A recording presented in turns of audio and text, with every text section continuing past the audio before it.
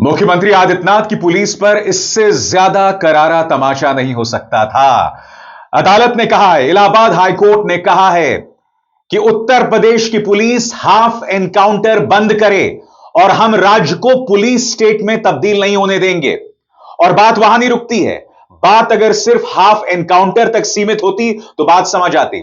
अदालत ने यह भी कहा कि पुलिस अक्सर जजों पर दबाव बनाते हैं ताकि उनके मन मुताबिक आदेश पारित हो सके। इससे ज्यादा शर्मनाक बात क्या हो सकती है? और सबसे बड़ी बात, इतनी बड़ी खबर हो गई, क्या आपने नेशनल मीडिया में इसकी गूंज सुनी?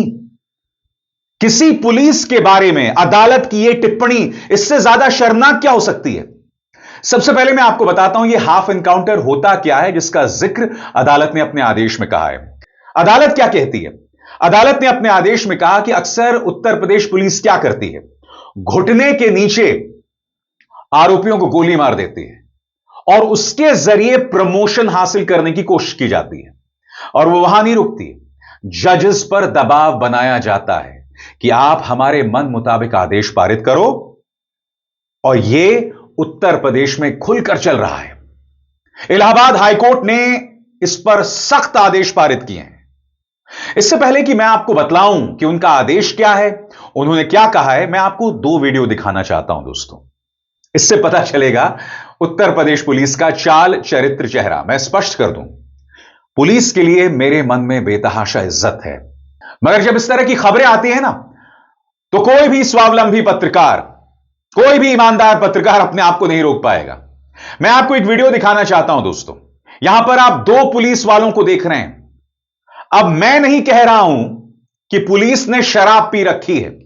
पत्रकार पीयूष राय ने यह वीडियो अपने सोशल मीडिया हैंडल एक्स पर पेश किया है। यहां पर आप देखिए, पुलिस वाला जो है मस्त दिखाई दे रहा है। अब मस्त से क्या मतलब आप खुद समझ जाइए।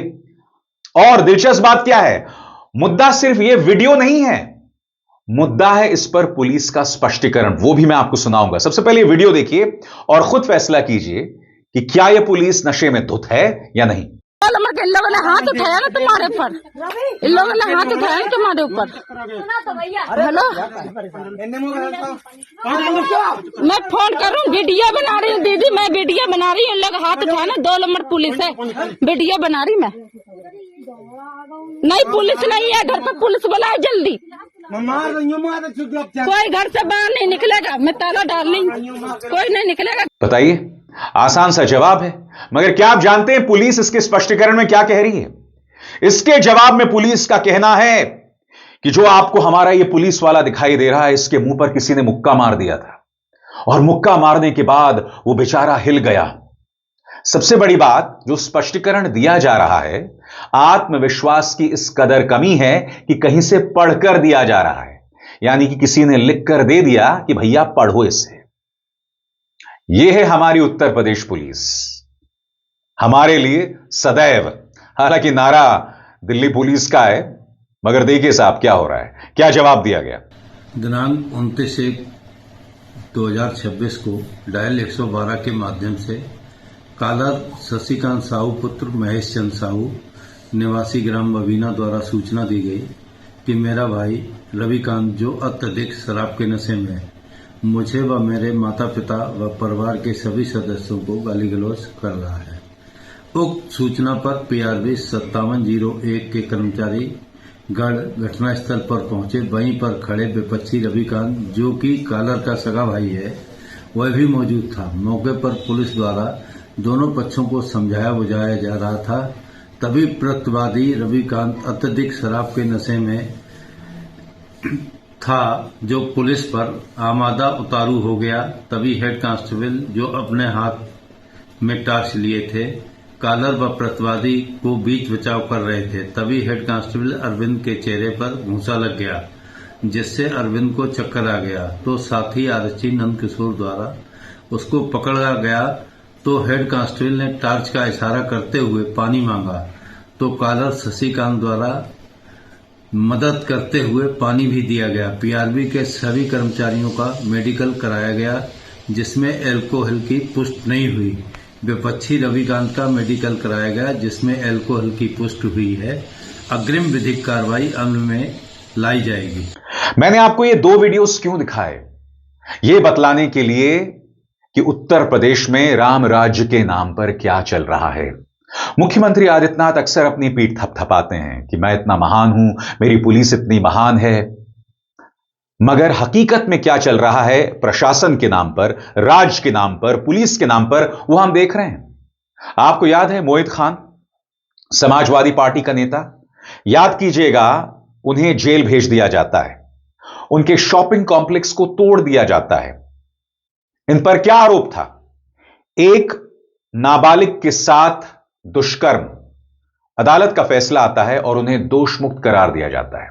याद कीजिएगा, गोदी मीडिया से लेकर मुख्यमंत्री आदित्यनाथ, सबने, मुख्यमंत्री आदित्यनाथ ने तो विधानसभा में समाजवादी पार्टी पर ताना कसा था, मगर अब कोर्ट का फैसला आ गया है और उन्हें दोषमुक्त करार दे दिया गया है। इससे पता चलता है कि यूपी शासन किस तरह से काम करता है, यूपी पुलिस किस तरह से काम करती है और हमारी मीडिया के क्या हालात हैं, आप सब जानते हैं। कायदे से यह बहुत बड़ी खबर है। इलाहाबाद हाईकोर्ट का जो आदेश है, मोहित खान वाला ही नहीं, सिर्फ जो उन्होंने उत्तर प्रदेश पुलिस के बारे में कहा है।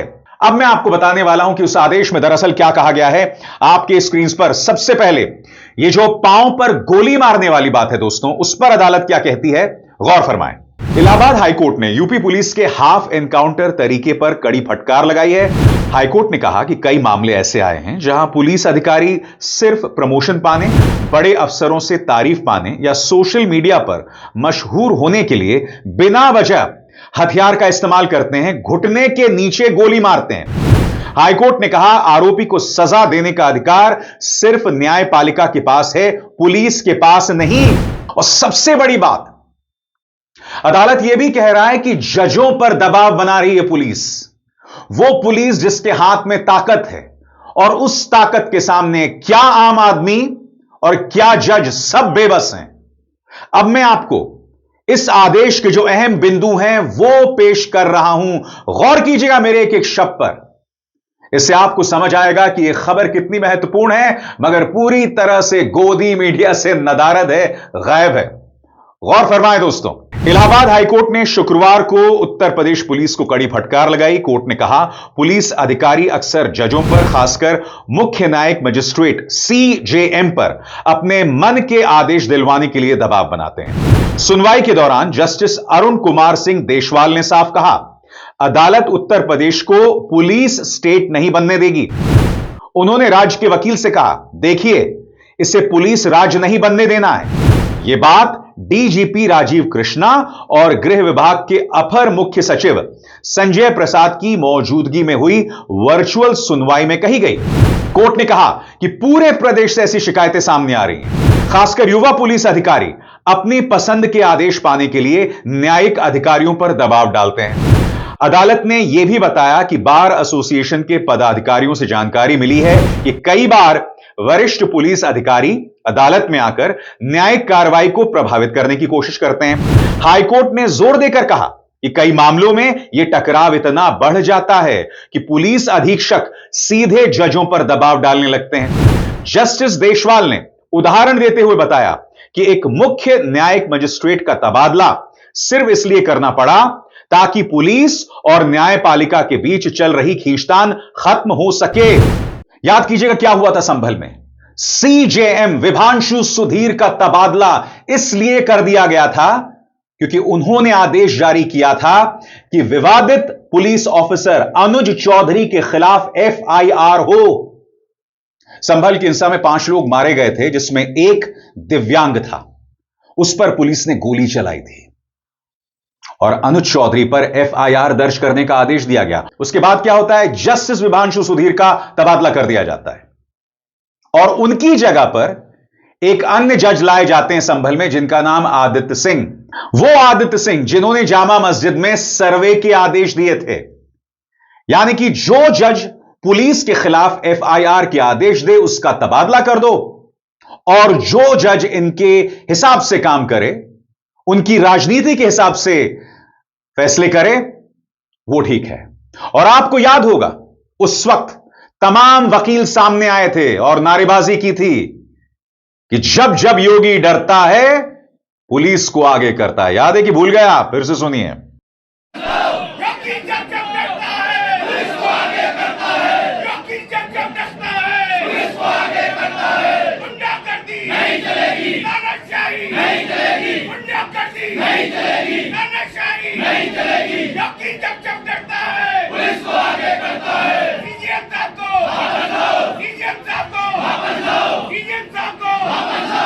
मैं फिर आपसे कहना चाहता हूं, यह किस सूरत में रामराज्य है बताइए ना।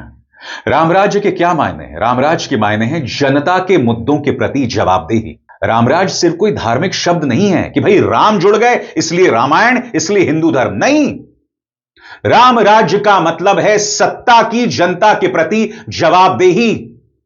वो जवाबदेही पूरी तरह से खत्म है इस सरकार के अंतर्गत, पूरी तरह से खत्म है। यह वो सरकार है जहां स्वामी अविमुक्तेश्वरानंद से कहा जाता है कि साबित कीजिए कि आप शंकराचार्य हैं।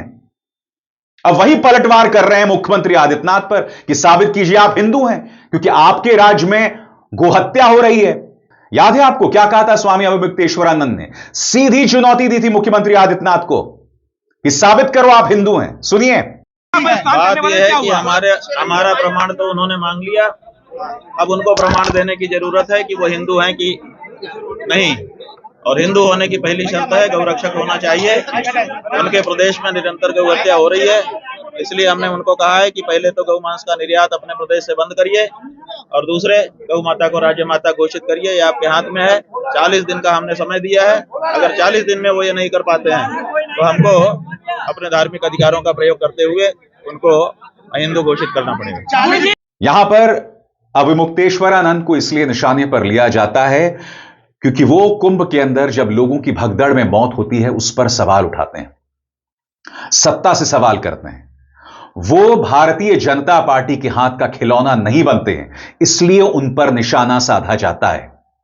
इससे बड़ी त्रासदी क्या हो सकती है? और ये स्वामी अविमुक्तेश्वरानंद वो शंकराचार्य हैं। याद कीजिएगा 2015 में जब अखिलेश यादव की सरकार थी, उनकी पुलिस के खिलाफ उन्होंने प्रदर्शन किया था और उसके बाद अखिलेश ने साष्टांग होकर, झुककर उनसे माफी मांगी थी। तब जाके स्वामी अविमुक्तेश्वरानंद ने उन्हें माफ किया था। यह हकीकत है और इससे मुंह नहीं मोड़ा जा सकता। मैं फिर आपसे पूछना चाहता हूं, जो उत्तर प्रदेश में चल रहा है, जिस तरह से जजों का तबादला कर दिया जाता है, जिसका जिक्र इलाहाबाद हाईकोर्ट कर रहा है, क्या उसके अंतर्गत हम कह सकते हैं कि इस राज्य में सब कुछ ठीक ठाक चल रहा है, all is well? Allahabad high court देखिए किस तरह से फटकार मार रही है कि हम उत्तर प्रदेश को पुलिस स्टेट नहीं बनने देंगे। पुलिस जो है जजों पर दबाव ना बनाएं, हाफ एनकाउंटर मत कीजिए। यह सब अदालत कह रही है जो तथ्यों पर आधारित है। और सड़कों पर क्या हो रहा है? योगी आदित्यनाथ के मंत्री और विधायक भिड़ रहे हैं, आपस में लड़ाई कर रहे हैं कि भैया मेरे क्षेत्र में आपने विकास नहीं किया। देखिए किस तरह से लड़ाई हो रही है, देखा जाए।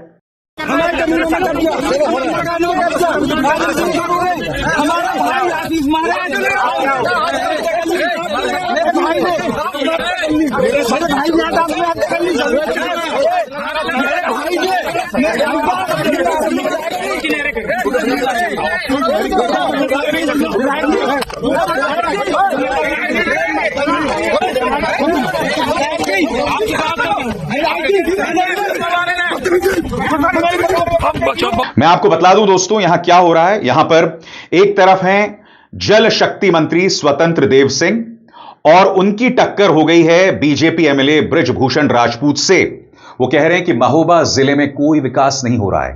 इनके टकराव का एक और वीडियो देखिए। अब दोनों कार के अंदर बैठे हुए हैं मगर कार के बाहर उनके समर्थक आपस में भिड़ गए। देखिए क्या हो रहा है। ये कौन सा तरीका है आपका?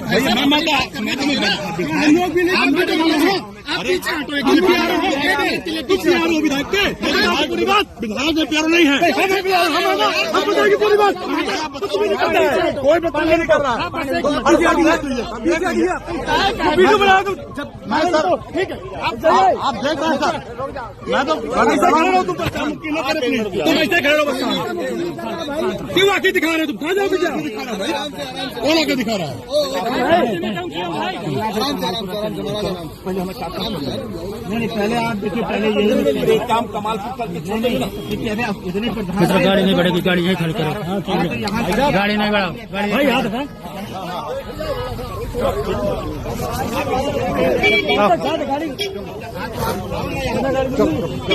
मुझे बताइए इस तरह की तस्वीर आपको क्या कर्नाटक से मिलती है, बंगाल से मिलती है, पंजाब से मिलती है? अगर वहां पर ऐसा टकराव हो तो प्राइम टाइम पर गोदी मीडिया रोज बवाल करता। हकीकत यह है दोस्तों कि अदालतें भाजपा के राज्यों के बारे में क्या कहती है, उनके मंत्री नेता किस तरह से आपस में भिड़ते रहते हैं, यह खबर आप तक पहुंचती नहीं है। और जब यह खबर आप तक नहीं पहुंचती है तो आपको लगता है ऑल इज वेल, संगोल युग में सब कुछ सही चल रहा है। हकीकत आपके सामने है, जो मैं आपके सामने लाता हूं, जो तथ्यों पर आधारित है। यह मेरी कल्पना का परिणाम नहीं है, यह एआई जेनरेटेड नहीं है, क्योंकि मैं जानता हूं मुख्यमंत्री आदित्यनाथ का पसंदीदा शब्द है एआई जेनरेटेड।